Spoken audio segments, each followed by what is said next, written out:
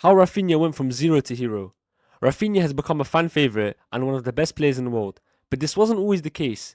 Many wanted him gone in the summer of 2024 for Nico Williams. So how has Rafinha become one of the best players in the world? Let's dive into it.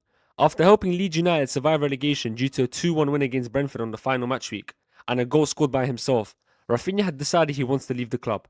Adored by all the fans and a good ending for both parties. He had interest from Premier League clubs such as Arsenal and Chelsea, but the main ones being Chelsea, and that's where it looked like his next destination was going to be. And even Leeds United owner said it was pretty much a done deal. However, Barcelona came calling, and Rafinha didn't think twice. He immediately said yes to the project and signed for the Spanish Giants, and has come out since the move saying he rejected Chelsea for Barcelona because it was his dream as a kid to represent the blue and red colours of the club. He also talked about Neymar being at the club previously and how he's an idol for him.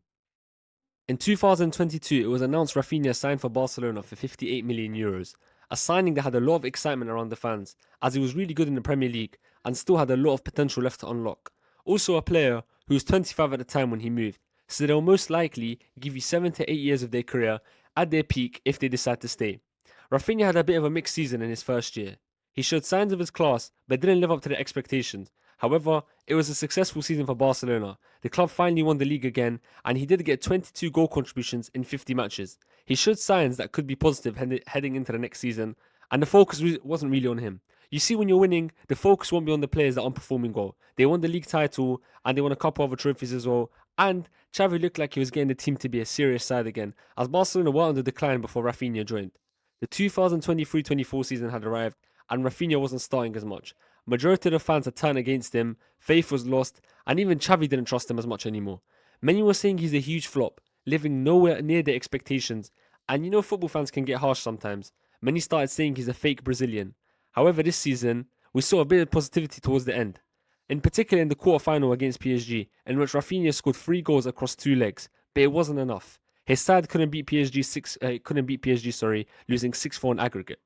He had a good ending to the season and did get a tiny bit more fans on his side, but the majority still weren't happy with him and wanted him gone. Around these times, there was heavy interest from the club in Nico Williams, and Williams had an excellent Euros campaign, forming an excellent relationship with Barcelona's star boy, Lamine Yamal. As you may know, these two are a duo for the national team and are good friends. A lot of fans replaced Rafinha's name with Nico Williams, using his number, and the Brazilian took offense to this. He would post about on Instagram with laughing emojis. You could tell he wasn't happy. It looked confirmed that Rafinha will be leaving the club on bad terms. His boyhood club, the club he dreamed playing for when he was a kid, was turning out to be a nightmare. He turned down Premier League giant Chelsea, and it did not go to plan at all. But two crucial things. Why did I say that? I meant to say, but two crucial things happened. As you all know, Rafinha has ended up staying, and here's why. Xavi was sacked, Hansi Flick was brought in, and Nico Williams did not want to leave Bilbao. Rafinha was convinced by Flick to stay, and he was constantly talking positively about him to everyone and told him that he's in his plans. The 2024-25 season had arrived, and Rafinha started it on fire. The left wing spot became his permanent position, and he was scoring almost every single week.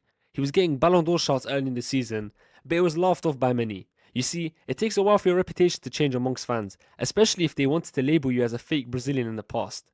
Rafinha was consistent the whole season, helping Barcelona win 3 trophies and were 3 minutes away from a Champions League final thanks to his excellent finish against Inter Milan with his right foot. Rafinha had earned the majority of people's respect, 50 goal contributions in 57 matches, and to many, the deserved Ballon d'Or winner.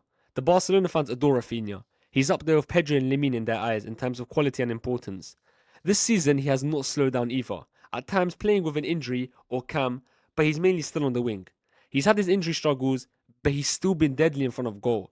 Flick helped gain his confidence back. He can be his fullback again with ease now, like he used to at Leeds. His finishing and attacking movement has become world class. We all know he's a flary player, and he has that magic of spark in him where he can create a chance out of nothing. A complete winger. 27 goal contributions in 31 games, and the scary thing is, he's only getting fired up. He's been playing well without the goal contributions, and Barca fans will tell you how important this man is to the side. If they want to win the Champions League for the first time in 11 seasons, this man will be one of the main reasons, so they have to hope they can keep him fit.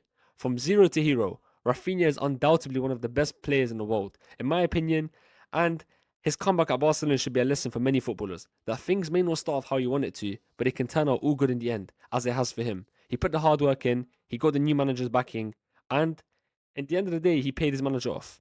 That's the end of Ads Talk Sport, everyone. Thank you for watching.